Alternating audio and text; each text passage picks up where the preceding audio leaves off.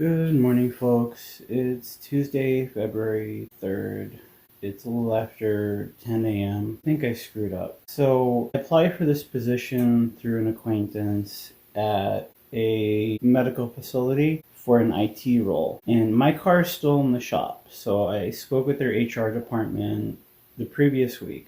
I mean, it's about an hour commute to get there with vehicle. So after a brief conversation, a couple of interview questions, they asked me when I'd be available, and I told them honestly, I don't have a vehicle at the moment, but I should have one by the end of this week. They asked if I preferred to do a phone interview or a video interview with Zoom, and I told them I prefer an in-person.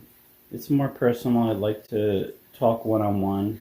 And I told them that I'd be available next week, Tuesday, first thing in the morning. So they're like, okay. So I get an email. I have a calendar invite in there. We schedule on the calendar. And then out of the blue, I get a call this morning. I missed the call. I was asleep. I don't know why I'm so tired. I woke up, it must have been around 9 a.m. and I listened to the message, and the message says, this is HR department. We wanted to know if we can set up a Zoom meeting this week for Tuesday or Thursday. I'm so confused at this point, and I should have just jumped on it and been like, yeah, sure, let's do it.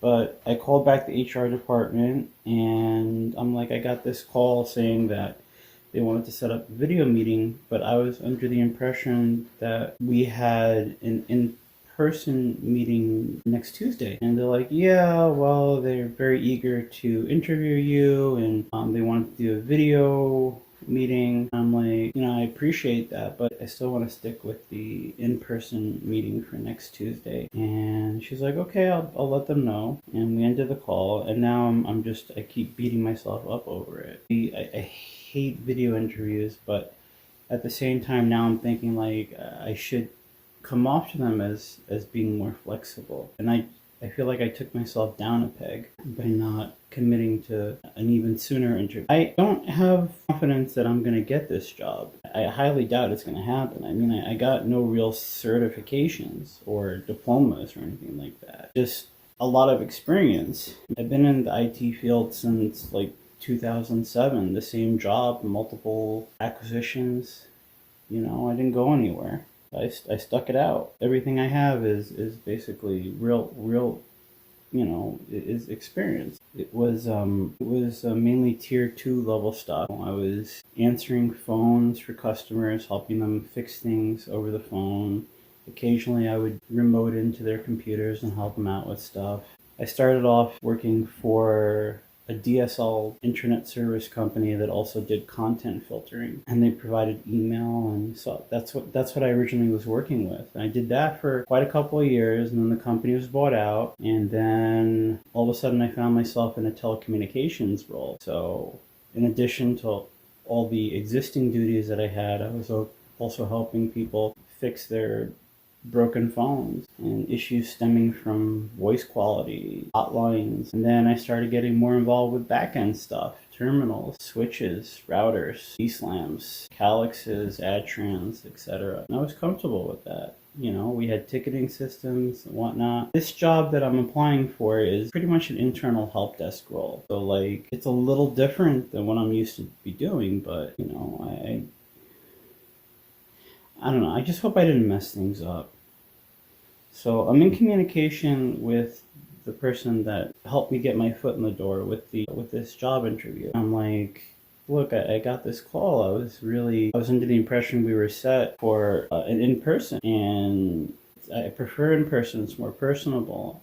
And they're like, yeah, well, we were told, you didn't have a car yet. And I'm like, yeah, but my insurance told me the car should be ready by the end of the week. I mean, the last thing I want to do is make a bad impression with your boss.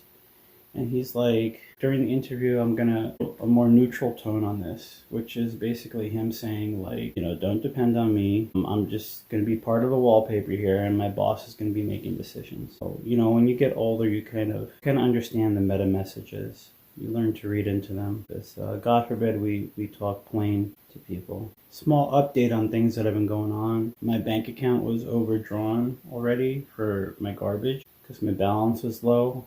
And I had to reach out to a family member again to ask them for money twice. And it really kills me to do this. I hate doing this because she sent me money, so at least now I'm not so in the negative balance. But I got like time I had $32 in my bank account. So she sent me $100. So hopefully that should help me stay afloat for a little bit longer.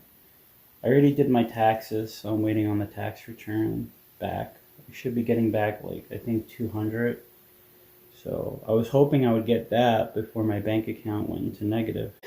I reached out to my social worker and she helped me the other day apply for LIHEAP for heating assistance. So I'm hopeful that goes through. If it's anything like last time, I'm probably going to receive a call from an unlisted number and it's going to be a LIHEAP representative telling me why I didn't get it or something. But whatever, I'm waiting on that. She gave me a whole bunch of other resources. Apparently there's this program in PA called the SHARE program, and that's where you open your home to a senior citizen to live in if you have an extra room. After digging into it a little deeper, apparently you get like $600 for a room, which, you know, my mortgage is double that, so that doesn't really benefit me. But either is they contribute to your mortgage or they help around the house, or a little bit of both. These are for senior citizens that are at risk for losing their homes. Now, I'm all for helping people out, but I've just heard these horror stories about how difficult it is to get people out of your house. I don't want to do evictions. I hate it. I just don't want to deal with stressors, you know? And if anything, you know, if I'm going to take care of anybody, I would want to take care of my mom. Because she's not exactly young anymore. And she's not exactly in tip-top health, although she thinks she is. But what happens if I get stuck with some senior citizen with his own health problems or her own health problems? Then my mom needs help. You know, it puts me in a very awkward, uncomfortable position. I asked the social worker, well, are there any programs maybe I could foster a child? Because I think I'd be more open to that. And she told me I'd have to call the Child Healthcare Services or something and ask about it. I didn't get around to doing that yet. I also expressed interest in going on Social Security, but even if I applied and by the time they reach their decision, it's probably going to be a no, and I'll probably have lost the house by then. I do have quite a number of ailments that I'm fairly certain would be under the Social Security umbrella of coverage. 2 of them being diabetes and cirrhosis of my liver, among other things. I am not exactly a healthy person. For the past couple of days, I spent trying to clear a path to the outside because we got a lot of snow. It's definitely a solid 2 feet. In some areas, it's piled up as high as 4 feet. So I used my snow blower, and then the handle just snapped on over, and I haven't been able to use it since. I used it a little bit, and then I didn't feel right. I just felt like really sick, weak, lightheaded. Like, whoa, something was very wrong. I went inside and I just stopped for that day. And then I repeated the next day and the next day and the next day until I felt that I had a satisfactory amount of room that a car would be able to get in and out. My SNAP benefit has not renewed yet. I'm not sure if it will because the president passed a law that says that you have to work or volunteer for at least like 20 hours. And I've been stuck at home for the last 3 weeks. You know, because my car's in the shop and I can't do anything, go anywhere, and my food was running low, so I had to dip into my lifeline, which is my credit cards. So placed an order with Walmart Plus with a credit card that I said I would never use. The driver was able to get in. She was very, very nice. Her name was Angelique. Yeah, she was able to get in. She got stuck a little bit, and I helped her get out. And I gave her a tip afterwards. So at least I had some food. I already finished the cereal. I bought yogurt, cereal, 2 frozen pizzas, and a bag of chicken. So I finished the yogurt. Oh, and cookies. Because as a diabetic, you crave sugar. I finished the chocolate chip cookies on day 1. I finished the yogurt on day 2.